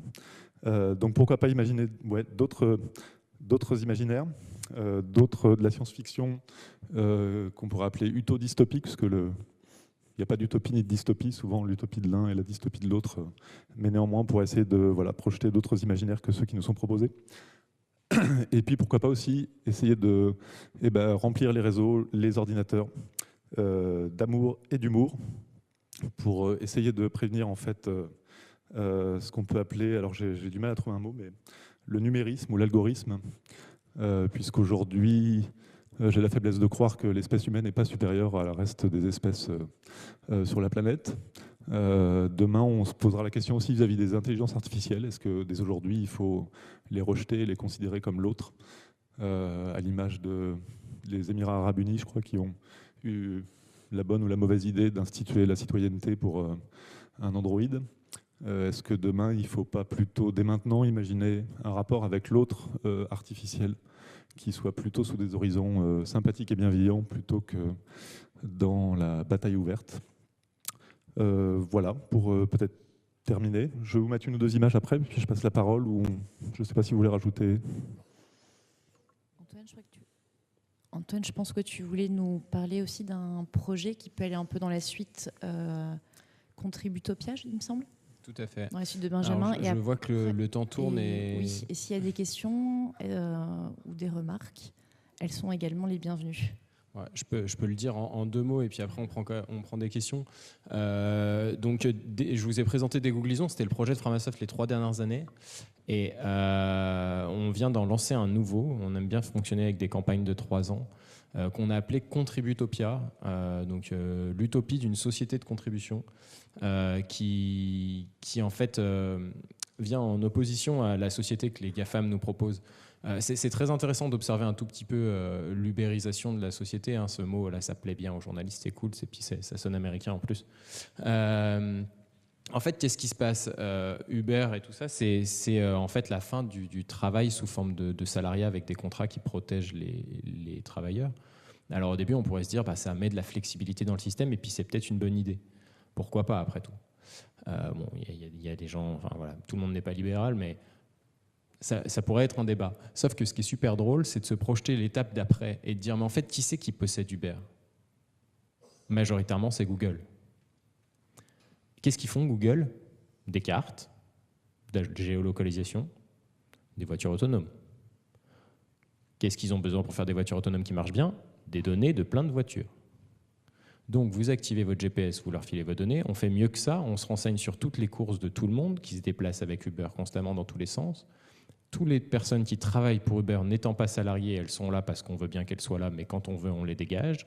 Et dans 10 ans, quand la voiture autonome elle est prête, on a toutes les données, toute la cartographie et tous les besoins de tout le monde qui utilise déjà Uber qui sont prêts. On coule Uber et on met la voiture autonome à la place et on est content. Voilà, ça c'est un exemple de projection qui n'arrivera peut-être jamais, mais qui nous permet de réfléchir un peu à ce qui se passe. Et donc cette société-là derrière, nous on aimerait en proposer une autre, donc qui serait une société de contribution. L'image de la map est toujours là, à se dire à la place d'être des consommateurs, on serait des acteurs dans notre utilisation des services et on s'implique dans l'évolution, on participe. On comprend que les logiciels et les services, c'est quelque chose qui coûte cher. Framasoft, c'est le chiffre d'affaires annuel, le budget annuel de Framasoft, c'est 1,5 secondes du budget de Google. Voilà, pour vous donner une idée à peu près de David contre Goliath. Et donc, si vous voulez participer, pas forcément techniquement, vous n'avez pas besoin d'être développeur, mais en traduisant, en écrivant de la documentation, en vulgarisant, en faisant passer le message, en mettant la main à la pâte, en fait. Voilà. Allez-y, posez votre question. Alors, j'avais je vais intervenir à un moment, on a mentionné les intelligences artificielles. Je voulais juste dire que mercredi, il y avait eu une conférence là-dessus qui avait été filmée, qui pourrait peut-être intéresser les gens là-dessus.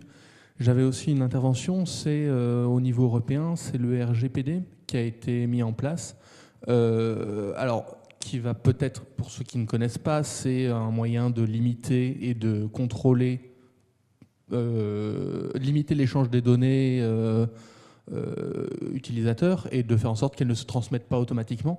Et je me demandais si, vous avez peut-être plus d'expérience que moi là-dessus, mais si vous pensez que ça va réellement avoir un impact au final sur l'hégémonie de contrôle des données qu'il y a vis-à-vis de... Enfin, il y aura un avant et un après là-dessus. Je pense que oui. Donc le règlement européen qui va être appliqué fin mai, là, principalement ce qu'il veut, c'est savoir, en fait. Il n'interdit pas du tout l'utilisation des données en quoi que ce soit.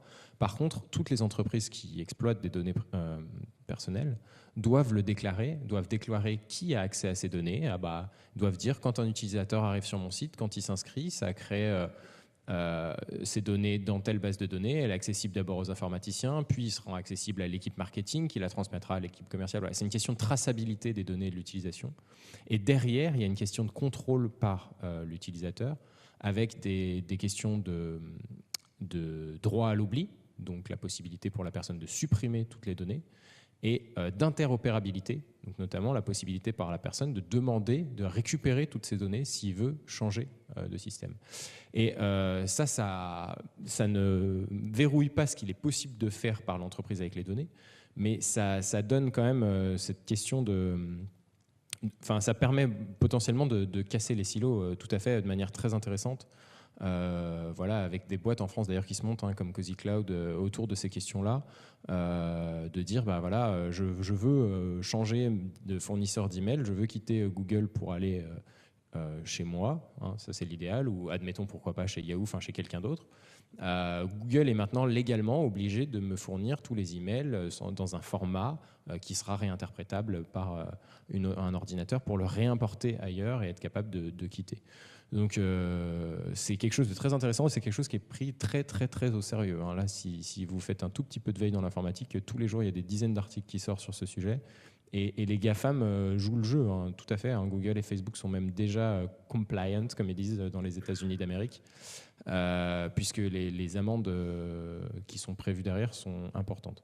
Et je vous encourage vraiment à aller visiter le site de la CNIL, sur la CNIL.fr tout simplement, hein, qui est quand même la Commission nationale informatique et liberté, qui fait quand même du très très très bon boulot. Hein. Ils ont du mal à vraiment mettre des amendes entre guillemets et à récupérer de l'argent, c'est quand même une question qui est difficile. Mais en termes de documentation, de vulgarisation, de conseils, etc., ils font un travail exceptionnel. Moi, j'en profite pour une séquence promotionnelle, à savoir promouvoir le livre qu'on voit en bas à droite qui s'appelle Numérique, reprendre le contrôle, qui a été initié notamment par un des instigateurs de Cozy Cloud, qui reprend un certain nombre de questions qu'on a pu aborder et qui est très chouette et qui est librement téléchargeable. Et puis un petit deuxième sur la question de la souveraineté technologique, qui est tout beau, tout frais aussi, qui est téléchargeable aussi. Clémence, j'ai une séquence promotionnelle. Alors je remets un petit peu de Contributopia, hop, Yippie. Non, parce que nous, notre livre n'est pas encore prêt, celui chez 369, mais il sera prêt au printemps avec une intervention de Benjamin Cadon à l'intérieur. Et ce sera un petit livre aussi avec également des dessins. Et je crois qu'on a une autre question, je vois plusieurs bras qui se lèvent. Merci. Je voulais vous demander si vous connaissez des solutions qui permettent d'éviter, quand on a besoin de télécharger une application, aujourd'hui on est obligé de passer par Google, pratiquement, enfin je vois pas d'autres, je crois que c'est Google Play, enfin moi je me refuse à aller là-dedans. Le problème c'est que si je veux télécharger une application, eh ben, j'ai pas trouvé de solution pour le moment, et je trouve assez affligeant qu'on soit obligé, par exemple aujourd'hui, si on veut prendre le tag, il y a un outil logiciel qui permet de prendre ses billets comme ça sur le téléphone, etc. Mais il faut le télécharger avec Google Play. Il y a plein de mairies, par exemple, qui mettent à disposition aussi des outils, etc. Il faut passer par Google Play. Et ça, je suis affolé parce que je me dis on est complètement pieds et poings liés, quoi. On est obligé de s'inscrire. Si on veut aller dans Google Play, il faut s'inscrire dans Google. Donc, comment on fait ? Alors je suis complètement d'accord. Moi je serais tenté de dire qu'il faut faire du lobbying politique à différents étages, puisqu'il est aujourd'hui malgré tout possible d'avoir un téléphone Android sans compte Google. Alors c'est aussi un petit peu un parcours du combattant parfois, mais il y a des alternatives, notamment une qui s'appelle Lineage OS, qui permet de réinstaller une forme d'Android libérée de Google, mais on ne va pas trouver l'appli SNCF, et donc à un moment où l'appli de sa collectivité pour la mise à disposition de vélos. Alors qu'il y a un magasin d'applications qui s'appelle F-Droid, qui ne propose que des applications libres open source. Et si la collectivité s'inscrivait dans la campagne de l'EFF, à savoir c'est de l'argent public, il faut du code public, ça c'est aussi un message que l'April porte depuis longtemps, c'est-à-dire que quand on met de l'argent public, eh ben, on pourrait imaginer que les logiciels soient ouverts. Et si les logiciels étaient ouverts, du coup on pourrait les retrouver sur ce magasin d'applications libres qui ne cite pas de compte Google. Donc il faut pousser, je pense, nos collectivités à produire du code ouvert, qui pourrait du coup se retrouver sur ce magasin qui s'appelle F-Droid. Vous pouvez le télécharger soit via Google Play, soit directement sur leur site, mais du coup ça implique de cocher la petite option dans son téléphone, autoriser les applications dont la source n'est pas sûre, qu'il faut décocher après. Et voilà, donc F-Droid c'est une alternative. Il y a plein de logiciels chouettes à l'image de dégooglisons Internet qui permettent d'utiliser son téléphone. Moi je m'y astreins, il y a des logiciels de cartographie, il y a des logiciels d'édition, enfin bon. Mais il n'y a pas l'application SNCF ou l'application de vélo. Juste pour complémenter, tout à fait, donc il est possible d'utiliser Android sans Google, je vous le conseille fortement. Et sur F-Droid, donc qui est effectivement l'application, le magasin d'applications open source, donc libre, un peu majoritaire, on va dire. Il y a une application dont, je l'ai dit tout à l'heure, je suis très mauvais en nom, j'ai encore oublié le nom, mais qui est très très drôle puisque elle permet de faire tout à fait ça. C'est une personne qui s'est plus ou moins Yapstore, voilà, c'est ça, qui s'est plus ou moins sacrifié en fait, et qui met à disposition un compte Google par tous. Et donc à travers cette application-là, on accède au Google Play sans le voir, hein, et on passe par son compte Google qui doit régulièrement se faire bloquer, mais du coup il en recrée un autre, pour télécharger des applications qui sont présentes sur le Google Play sans avoir de compte Google et sans aller sur le Google Play. Voilà. Par contre, il faut le savoir, ces applications sont probablement propriétaires, donc pas des applications libres. Voilà. Donc, ce qui veut dire que vous avez l'application, mais si vous ne savez pas comment elle vous trace, qu'est-ce qu'elle fait de vos données, etc., c'est pas encore complètement gagné. Ce qui serait déjà encore plus intéressant, c'est d'aller sur le web, tout simplement. Alors c'est un vrai combat, hein, mais moi je suis assez anti-application quand le web marche très très bien. Et donc le réflexe, ça ne devrait pas être d'aller chercher une appli quand on veut connaître des horaires de bus, quoi. Le réflexe serait d'ouvrir son navigateur web, Firefox donc, et d'aller sur tag.fr et vous avez les passages des premiers bus, c'est très bien fait. Enfin, les sites web aujourd'hui sont tous quasiment en responsive design, donc ils s'adaptent. Voilà. La majorité des cas, le web suffit largement. Je le sais puisque j'ai pas de téléphone Android et j'arrive à faire plein de trucs. Oui, une question et une remarque.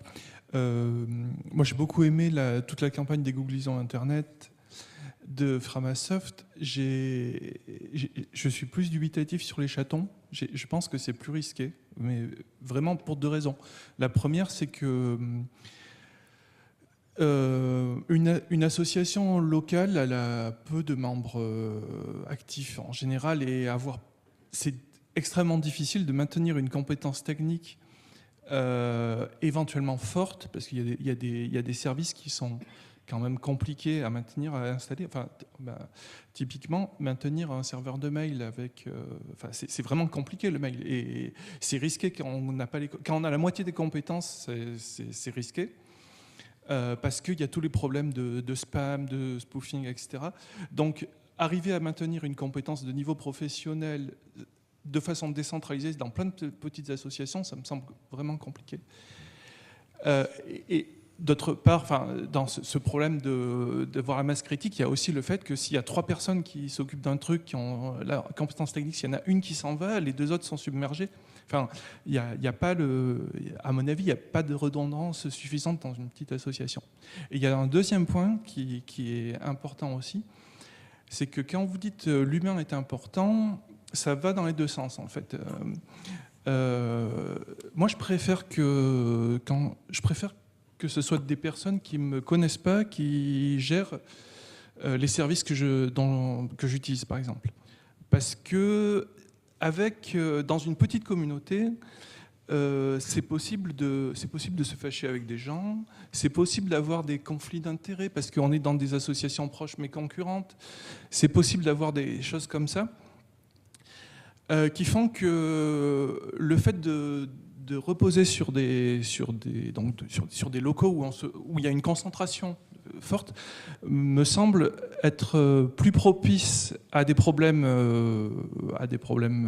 potentiellement des problèmes humains ou autres qui ont moins de chances d'arriver ça se fait au niveau de Framasoft, donc au niveau national, quoi.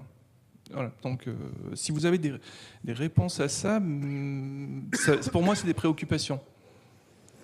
Alors je rejoins complètement vos préoccupations. Enfin, je l'ai un petit peu évoqué quand j'ai évoqué l'AMIPO, l'initiative orléanaise, où effectivement on est complètement confronté à ces problématiques, c'est-à-dire comment on assure la pérennité à partir du moment où c'est bénévole, et effectivement ça nécessite une technicité. Alors d'où le fait qu'on soit focalisé sur Nextcloud, qui est peut-être quand même moins compliqué à gérer au quotidien qu'un serveur de mail, fondamentalement. Mais la question se pose aussi complètement, hein, c'est comment on fait en sorte qu'on ne ferme pas la boutique au bout de 2 ans parce qu'il y a moins de dynamique, etc. quoi. C'est un vrai problème, mais je pense que c'est un mal nécessaire que d'essayer au moins de cette logique de décentralisation, modestement, mais de façon opiniâtre.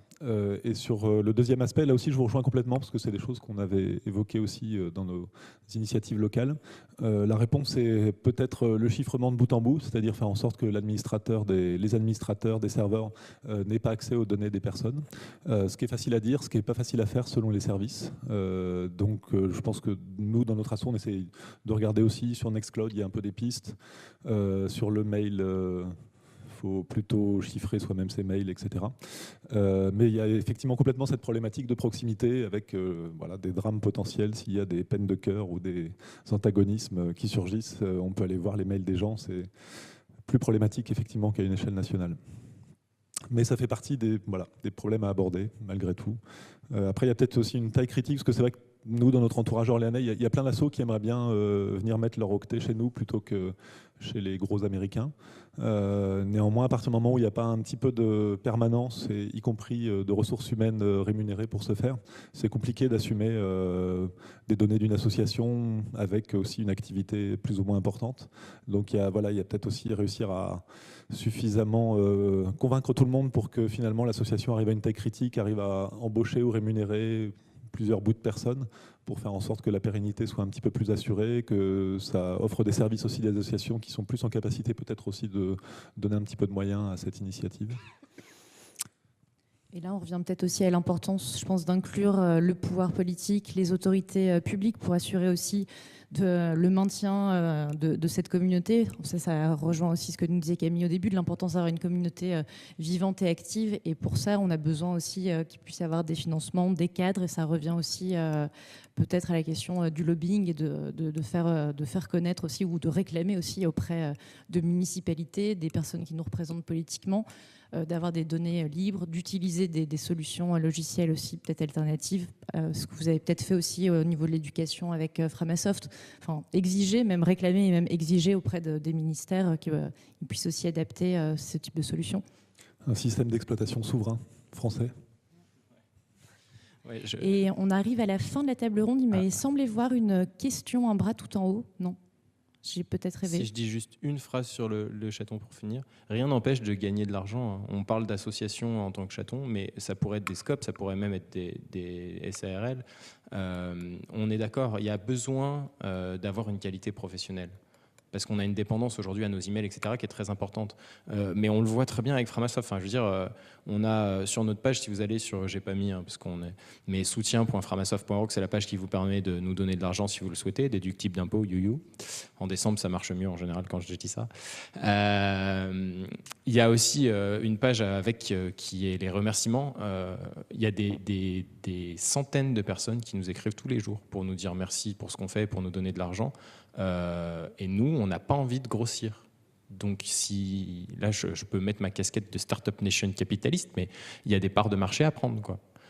Si vous aviez envie de monter une petite scope sympa dans votre ville et vous dire, je vais aller voir les associations du coin et leur expliquer que pour 25 € par mois, j'héberge leur mail, je pense que vous arriveriez à salarier une ou deux personnes et à donner une qualité de service qui est effectivement nécessaire, plutôt que 3 heures bénévoles par semaine, où c'est des heures qui sont données avec beaucoup d'entrain et de bienveillance, mais qui ne sont pas forcément suffisantes par rapport à ce que les gens attendent en face. Un dernier commentaire ou une dernière question ? En fait, là, ce que je voulais mentionner, c'était justement, hier, il y avait quelque chose sur comment la démocratie, comment les technologies peuvent améliorer la démocratie. Et il y avait une personne des collectivités territoriales, donc de la ville de Grenoble, qui était venue, qui avait mentionné un peu les mêmes problématiques au niveau des données et des choses comme ça. Donc j'avais demandé justement s'il y avait été démarché ou démarché des collectivités à ce niveau-là, parce que c'est plus au niveau, moi je vois, régional que ça fonctionne, parce qu'au niveau national, il faudrait avoir un appui déjà de personnes pour faire remonter ça. On l'a vu pour l'OS souverain, qui a été quelque chose de complètement... créer quelque chose à partir de zéro, alors qu'il existe déjà des choses francophones ou des projets francophones qui sont français, parce qu'on voulait un système d'exploitation français qui se désolidarise de Microsoft, et qui n'a pas marché parce qu'on ne sait pas réinventer la roue. Ça n'est pas possible. Donc, je me demandais si il y avait eu des démarches, par exemple, au niveau d'Orléans, si Orléans s'était montré intéressé pour peut-être aider à ce niveau-là, ou là, de Grenoble, je ne sais pas si... Pour Orléans, pas trop, pour la région centre, mollement. Mais effectivement, je pense qu'il y a vraiment les collectivités publiques, la force publique en général, a assez peu investi les réseaux, si ce n'est à travers l'item e-administration. Enfin, je dis ça un petit peu de façon abrupte, mais il manque concrètement une place publique avec dénuée d'intérêts commerciaux, promue aussi par la force publique et pourquoi pas aussi des subsides publics. Aujourd'hui, c'est plutôt la société civile qui essaye d'occuper le terrain, mais avec un peu des petits bras. Et donc voilà, je pense qu'il y a tout à fait un travail à faire sur ce registre-là pour faire en sorte que les collectivités arrivent à s'approprier ces enjeux et puis à peut-être les traiter de façon plus proactive, soit de façon directe, soit aussi en imaginant déléguer à la société civile un ensemble de moyens pour faire en sorte qu'on arrive à répondre à ces enjeux qu'on a pu soulever. J'aimerais intervenir un petit peu. Alors moi, je suis peut-être beaucoup moins compétente sur ces questions d'actualité, mais je voudrais aussi pointer quelque chose de manière peut-être un petit peu provocatrice. Mais ce que l'histoire d'Internet nous a appris sur ces questions de souveraineté technologique, c'est aussi la question de la responsabilité des premières populations d'utilisateurs, administrateurs, des spécialistes, c'est-à-dire la responsabilité sociale des ingénieurs. Pour le dire concrètement parlant, le développement d'Internet en France, qui est lié beaucoup au développement de l'utilisation, enfin de la conception et de l'utilisation des systèmes d'exploitation. Ce développement-là a été fortement poussé par des communautés d'ingénieurs français totalement américanophiles, totalement tournés vers les technologies américaines, aussi bien en termes de systèmes, de machines, de réseaux, pour des raisons d'efficacité, de rationalité. Ce sont les meilleures technologies, donc il faut les utiliser.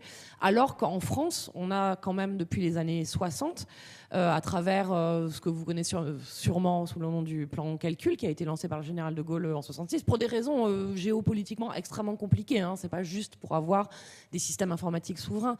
Mais en tout cas, il y avait cette idée de développer une industrie et du coup des usages sur un parc informatique prenant en compte quand même des conditions locales de production et même de conception de l'informatique française.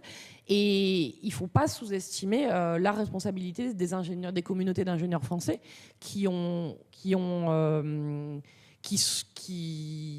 fait le choix de l'efficacité américaine. Je suis en train de simplifier le débat énormément. Hein.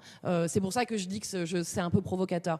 La défaite du plan calcul et la défaite d'avoir des systèmes et des machines franco-françaises, c'est pas juste parce qu'il y avait quelques ingénieurs américanophiles.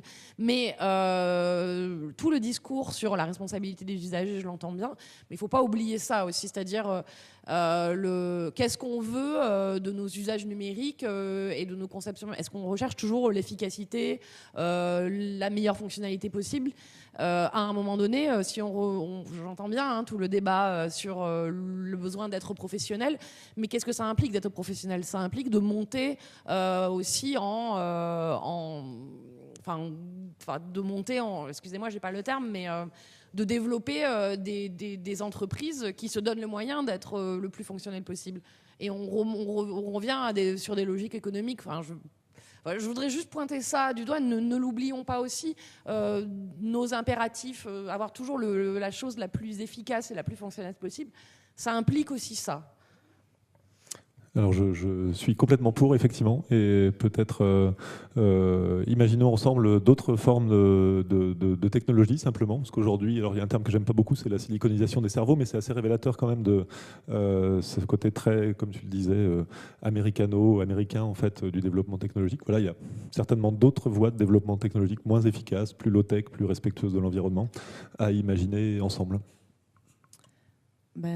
C'est une bonne dernière phrase pour finir cette discussion. Merci beaucoup en tout cas pour votre présence et puis bonne journée.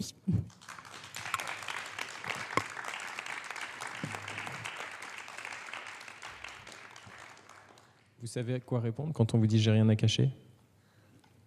Vous savez quoi répondre quand on vous dit j'ai rien à cacher ou pas?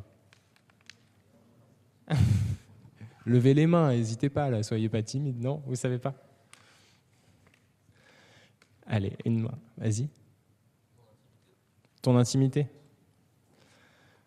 Est-ce que vous avez quelques notions de stats? Est-ce que vous voyez, quand on fait un petit sondage sur les présidentielles avec 10 000 personnes, on est assez confiant de se dire « Oh, les résultats du sondage, c'est pas mal, je vais à peu près savoir qui sera le prochain président ». Facebook, en juin 2017, c'est 2 milliards de personnes qui s'y sont connectées sur le mois. Vous imaginez si on file à un statisticien 2 milliards, un échantillon de 2 milliards de personnes à étudier, qu'est-ce qu'il peut en déduire? Tout.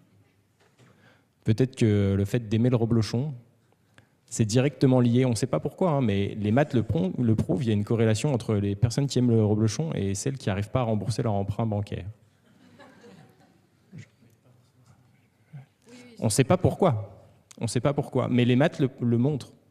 Et à partir de là, vous allez avoir beaucoup de mal à acheter votre prochaine maison. Voilà, vous avez quelque chose à cacher.